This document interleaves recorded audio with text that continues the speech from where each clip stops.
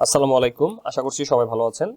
তো এই ভিডিওতে আমরা জানার চেষ্টা করব সমাজসেবা অধিদপ্তরের যে বয়স্ক বিধবা এবং প্রতিবন্ধী ভাতার দ্বিতীয় কিস্তির পেরোল, এটার পেরোলের সময়সীমাটা কখন দিয়ে দেওয়া হয়েছে বা পেরোলটা কখন প্রেরণ করা হবে। তো এই বিষয়ে আমরা জানার চেষ্টা করব। তো দেখেন, সমাজসেবা অধিদপ্তর থেকে চিঠিটা ইস্যু করা হয়েছে। তো এখানে বিষয় যেটা দেয়া আছে, এটা হচ্ছে 24-25 অর্থ বছরের দ্বিতীয় কিস্তির নির্ভুল পেরোল প্রেরণ।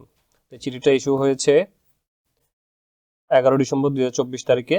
তো এখন এখানে আমাদের মেইন বিষয় যেটা, সেটা হচ্ছে আমাদের পেরোলটা প্রেরণ কখন থেকে শুরু হবে, পেরোল প্রেরণ শুরু হবে কখন থেকে। তো এটা হচ্ছে আমরা একটু নিচের দিকে আসলে পাবো 3 নম্বর কলামে, এই যে দেখতে পাচ্ছেন। এখানে আমি আপনাকে একটু এটাকে পড়ে শোনাচ্ছি। বর্ণিত অবস্থায় বিদ্যমান MIS এর মাধ্যমে তার আওতাধীন উপজেলা শহর সমাজসেবা কার্যালয়ের মাধ্যমে আগামী 12 থেকে 20 ডিসেম্বর 2024 এর মধ্যে 24-25 অর্থ বছরের দ্বিতীয় কিস্তির নির্ভুল পেরোল কেবলমাত্র যাচাইকৃত প্রেরণের প্রয়োজনীয় ব্যবস্থা গ্রহণের জন্য বিশেষভাবে অনুরোধ করা হলো।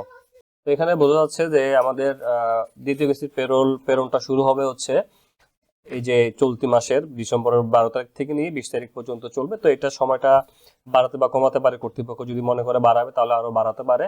তো এখন কথা হচ্ছে আমরা পেরোল প্রেরণের কতদিনের মধ্যে ভাতার টাকাগুলো আমরা আমাদের মোবাইলে ঢুকবে বা আমাদের টাকাগুলো আসার সম্ভাবনা আছে। তো যখন পেরোল প্রেরণ করা হয়, পেরোল প্রেরণ করলেই সাথে সাথে কিন্তু ভাতাভোগীর মোবাইলে ঢুকে না।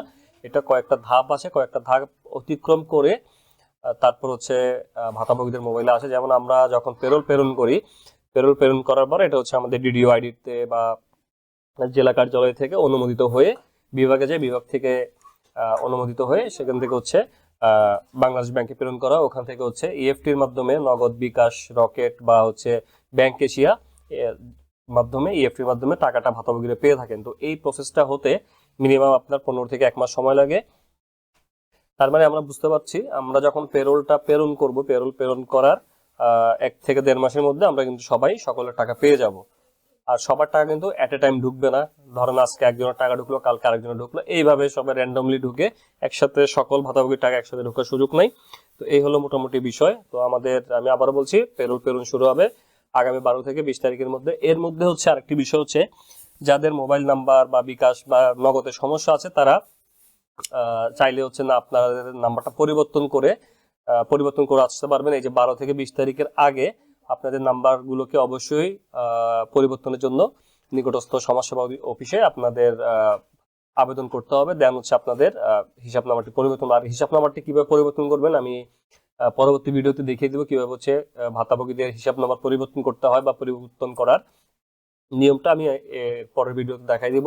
তো আজকের আলোচ্য বিষয় ছিল আমাদের দ্বিতীয় কিস্তির পেরোল প্রেরণ কখন থেকে শুরু হবে। তো আশা করছি আপনারা বুঝতে পেরেছেন।